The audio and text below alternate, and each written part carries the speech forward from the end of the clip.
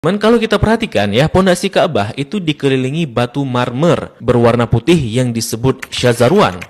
Fungsinya untuk menahan pondasi Ka'bah agar tidak rubuh atau terkikis karena dahulu daerah area Ka'bah berpasir dan terkadang berbanjir. Maka dikhawatirkan hal itu akan merobohkan Ka'bah. Oleh karenanya dibuatkanlah syazarwan ini untuk menopang pondasinya oleh orang-orang Arab dahulu. Untuk era sekarang, syazarwan ini juga berfungsi untuk menghindari adanya jamaah yang terjepit di dinding Ka'bah ketika haji. Nah, di dekat pintu Ka'bah, masih di area syazarwan, kita akan melihat sebuah tanda berupa 8 buah batu mewah. Ini disebut dengan area Mi'jan, merupakan lokasi di mana Nabi Ibrahim dan Nabi Ismail mengadon tanah liat untuk membangun Ka'bah. Begitu pula, ini merupakan lokasi favorit Rasulullah SAW, serta tempat di mana Jibril mengajarkan salat kepada Nabi Muhammad SAW.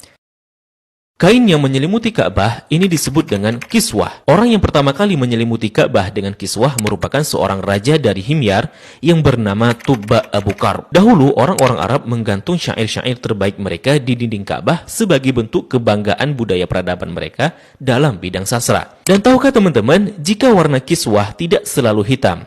Pada awalnya berwarna putih bergaris merah dari Yaman.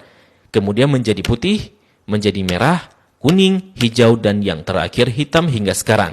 Tulisan kaligrafinya ditulis dengan benang emas bertuliskan ayat-ayat Al-Quran. Kiswah juga memiliki kain dalaman berwarna putih yang disebut bithana kiswah untuk meresap panas dari dinding Ka'bah. Biasanya kain kiswah diganti pada tanggal 9 Dzulhijjah dan bekasnya dipotong-potong untuk dihadiahkan kepada orang-orang tertentu. Nah, dari pintu Ka'bah, di sebelah kiri pojok Ka'bah tersimpan Hajar Aswad di dalam sebuah cangkang berwarna perak. Pintu Ka'bah sendiri berjarak 2 meter dari lantai. Pada awalnya teman-teman, pintunya sejajar dengan lantai. Namun karena terjadi perampokan isi Ka'bah, kemudian orang-orang Quraisy berinisiatif untuk meninggikannya. Nah, dalam perjalanan sejarahnya, pintu Ka'bah telah berubah-ubah baik bentuk, sendi maupun bahan bakunya. Pintu yang ada sekarang merupakan hadiah dari Raja Khalid bin Abdul Aziz, Raja Saudi, dan dilapisi emas murni 99 karat seberat 280 kg dengan total biaya 46 miliar.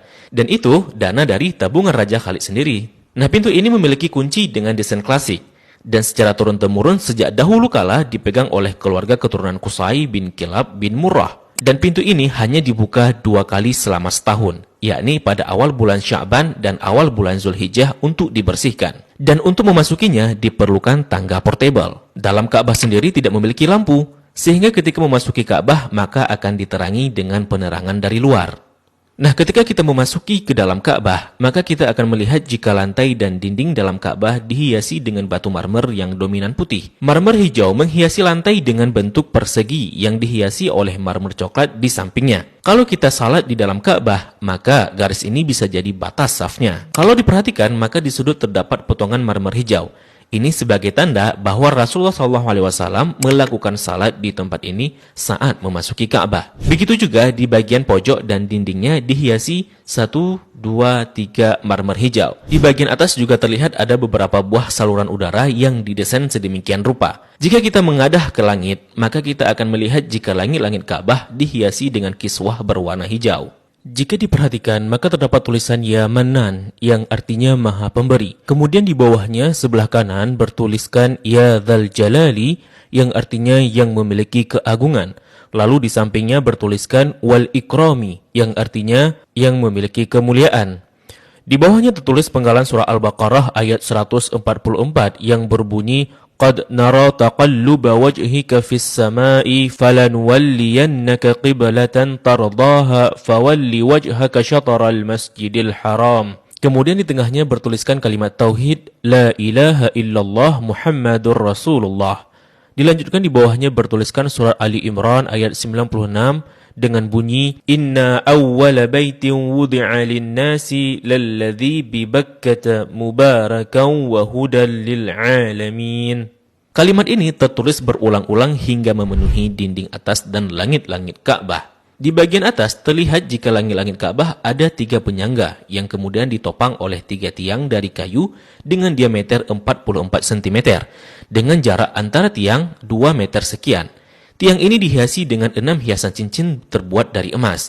Bagian bawah pondasi tiang berbentuk kotak yang besarnya dapat diduduki oleh orang dewasa. Orang yang pertama kali memasang tiang di dalam Ka'bah adalah Abdullah bin Zubair saat pertama kali memugar Ka'bah selepas wafatnya Rasulullah Sallallahu Alaihi Wasallam. Di bagian atas tergantung harta karun berupa kendi-kendi atau lentera kuno yang terbuat dari emas dan perak, merupakan hadiah dari pemimpin-pemimpin negeri Muslim pada masa lalu. Kalau ditanya, kenapa kendi-kendi ini masih digantung? Ini merupakan tradisi yang sudah ada sejak masa silam. Nah, di bawahnya, tepatnya di antara tiang, terlihat sebuah meja heksagonal berwarna putih dengan atasannya dihiasi marmer hijau. Memiliki kabinet penyimpanan dengan 2 pintu dan 4 engsel. Memiliki 2 pegangan.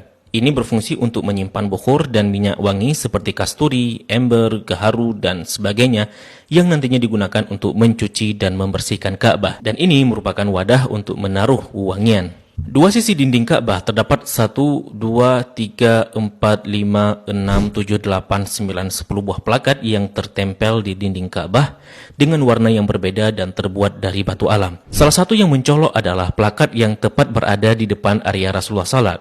Plakat ini berisi kaligrafi dengan style kufik murabba yang tertulis La ilaha illallah Muhammadar Rasulullah. Selain itu juga ada plakat lain yang berisi maklumat mengenai renovasi Ka'bah oleh Raja Khalid bin Abdul Aziz. Sepertinya plakat lain juga berupa maklumat renovasi Ka'bah oleh pemimpin-pemimpin Muslim sebelumnya. Di sampingnya terdapat sebuah pintu yang disebut pintu At-Taubah yang sepenuhnya dihiasi dengan emas murni. Di belakang pintu ini ada sebuah tangga yang mengakses ke atas Ka'bah. Dari atas dapat dilihat jika ada pengait untuk mengikat kain kiswah dari atas. Dan bahkan kita bisa juga salat di atas Ka'bah. Jika Ka'bah tidak diselimuti kiswah, maka penampakannya akan seperti ini.